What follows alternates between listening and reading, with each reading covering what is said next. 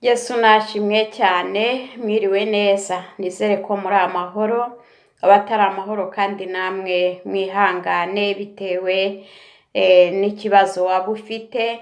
Uyu munsi byabaye bibi, ariko ejo Imana ibasha kubihindura nawe ukanezerwa. Imana yacu nishimwe, impaye umwanya wo kugira ngo tuganire ijambo ry'Imana. Reka dusome ijambo ry'Imana dusanga muri Zaburi ibice 50 n'umurongo waho wa 23. Untambira ishimwe wese abanyubahiriza, kandi utunganya ingeso ze nzamwereka agakiza k'Imana. Imana yacu ntihabwe icyubahiro. Yesu nashimwe cyane. Uyu munsi ndashaka kugira ngo tuvuge ku kintu cyitwa indangagaciro y'umuntu. Muri iki gihe cya none abantu benshi batandukanye bamaze guta indangagaciro yabo. Imana itugire neza bitewe n'ibintu abantu bari kugenderamo, bitewe n'imico y'inzaduka turi kugenda tubona. Nshuti z'Imana rero, aho muherereye hose, wowe ugihumeka umwuka w'abazima, ndifuza yuko wahagarara ku ndangagaciro yawe, yaba uri umudamu, yaba uri umugabo, yaba uri umusore, ugahagarara ku ndangagaciro yawe. Waba wubatse, waba uri umupfakazi, waba uri umukobwa, waba uri umusore, waba uri umugabo, igice cyose uherereyemo, ni ukuvuga ngo hagarara ku ndangagaciro yawe, wibuke yuko icyo uri cyo. Niba uri umudamu wubatse, umenye ko uri umudamu wubatse, biguheshe ishema ryo kunyurwa. Bene data, kutanyurwa kuriho muri iyi minsi gutumye abantu benshi bata indangagaciro yabo. Ijambo ry'Imana riratubwiye ngo utambira Uwiteka ishimwe abamwubahiriza. Aravuga ngo kandi utunganya ingeso ze izamwereka agakiza k'Imana. Imana itugirire neza. Ni ukuvuga ngo umuntu wese wiyubaha burya n'Imana iramwubaha. Yesu atugirire neza cyane. Haleluya. Rero ni ukuvuga ngo kutanyurwa kw'iki gihe gutumye abantu benshi bata indangagaciro. Umuntu by'ukuri, niba uri umupfakazi, gupfakara si ibintu byiza, ariko kandi menya neza niba Imana yarabyemeye ko uri umupfakazi, uvuga uti kuba Imana ikindinze nabwo nabishimira Imana. Niba wubatse kandi nabyo uvuga uti ni agateka Imana yampaye, reka ndabishimira Imana kandi nitware nk'umuntu wubatse. Yesu adufashe.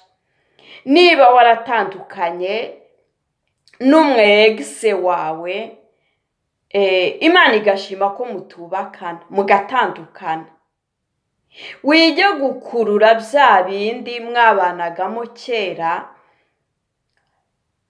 bitume utesha agaciro uwo mwubakanye. Yesu adufashe cyane.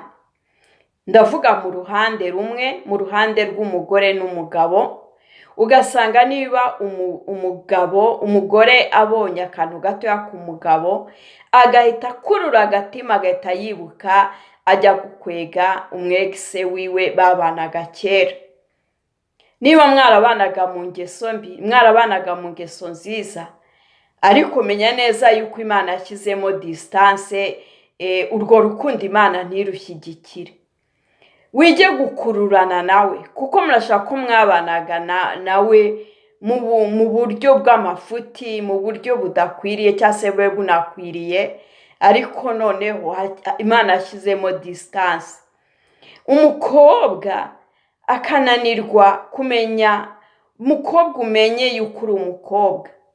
Umukobwa w'iki gihe ntagitinya kugendana n'umusaza wubatse n'umugabo wubatse, ugasanga ibyo bintu arakwegana nawe, arakira amagifuti yiwe. Imana idufashe, indangagaciro yawe uri kuyonona. Nta muhungu uzagutinyuka ngo arakurambagiza ubona ukwegana n'umupapa wubatse. Mbega ayo marira y'uwo mudamu urimo kuriza uzayakizwa n'iki? Mbega wa mugabo uri gukururana n'umwegise wawe, bigatuma urutakaza urukundo rw'umugore wawe, bigatuma mu kibano mutabanye neza. Ayo marira y'uwo mudamu uzayakizwa n'iki? Wa mudamu wese urimo kugenda ukwegana n'abagabo b'abandi. Umuntu ntagitinya umugore wundi, umuntu ntagitinya umugabo wundi. Byabaye akajagari. Hariho akajagari kari gutuma umuntu ata indangagaciro. Kera naherutse umuntu atinya kuvuga ati ese umuntu nambonana n'umugore w'abandi kabiri gatatu bizavugwa iki? Muri mwenyine. Umuntu nambonana n'umugabo w'abandi kabiri gatatu bizavugwa iki? Muri mwenyine. Uwo muntu mwese mwambaye imibiri. Imana itugirire neza. Yesu adufashe. Bantu b'Imana, muhagarare ku ndangagaciro zanyu. Mwa bakobwa mwe muri kugenda mukazunguza ibibuno hariya, mugakora ibiteye isoni ku ma audio, kweri ku ma video. Isi yose kabona umuntu aragushuka ngo nyorereze ifoto wambaye ubusa ukayimwoherereza. Ejo arayishyira hariya abantu bose bakumenye. Naherutse umukobwa yiyubaha. Mwa bakobwa mwe, mwa rubyiruko mwe, mwa basore mwe, mwa badamu mwe, ni gute umugabo wundi agushuka ngo nyorereze ifoto wambaye ubusa, ukajya hariya ugakuramo agakwembe, ugakuramo ikariso, ugakuramo isutiye, warangiza ukanika hariya. Mbega ni amasaka wanitse, ni inyanya wanitse. Urwo rukundo rugutesha agaciro ni rukundo nyabaki. Ejo arakugurira imodoka, ni sawa. Arakugurira inzu, ni sawa. Ariko utaya indangagaciro yawe, ejo ibyo byose birakujyana gihenomu. Ibyiza wakwikebuka ukigarura.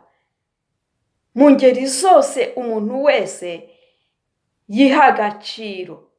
Indangagaciro dukwiriye kuyihagararaho. Yesu atugirire neza kandi Yesu adufashe. Ibyo byose birakururwa n'umutima utanyurwa. Umuntu arabyara ati umugore wanjye abyara abahungu gusa. Ugahita ujya gushamika, ukajya gushaka ngo uzakubyarira umukobwa. Yabyara abakobwa gusa ati ngiye gushaka undi ku ruhande uzambyarira umuhungu. Uwo ni umutima wo kutanyurwa. Utabyaye nawe agatima karahera atuyenda harejo yambyarira. Bene data, nshuti z'Imana, umuntu wese akwiriye kwihangana mu gihe cyose arimo, kuko ntawe uvumira itararenga. Nutabyejo yabyara. Yesu adufashe. Wowe utarashaka wikwirambirwa, kuko Imana iracyagufiteho umugambi. Imana itugirire neza. Yesu adufashe. Abantu bibashukisha amafaranga ari mu rupfu ngo mwiyandarike. Amafaranga arashakwa, wakora akazi koroheje, ejo Imana ikazakugeza kuri iyo modoka ushaka. Wakora akazi koroheje ariko karimo umugisha, ejo Imana ikazakugeza kuri iyo nzu, kuko inzira z'Imana zirenza agahumbi. Yesu nashimwe cyane. Umutima wo kutanyurwa utumye abantu benshi biyambura indangagaciro zabo. Tugire umutima unyuzwe. Bibiliya iratubwiye ngo utunganya ingeso ze Imana izamwereka agakiza kayo. Yesu nashimwe. Haleluya. Ingeso zacu zihinduke. Dusenga Imana izakunaniye.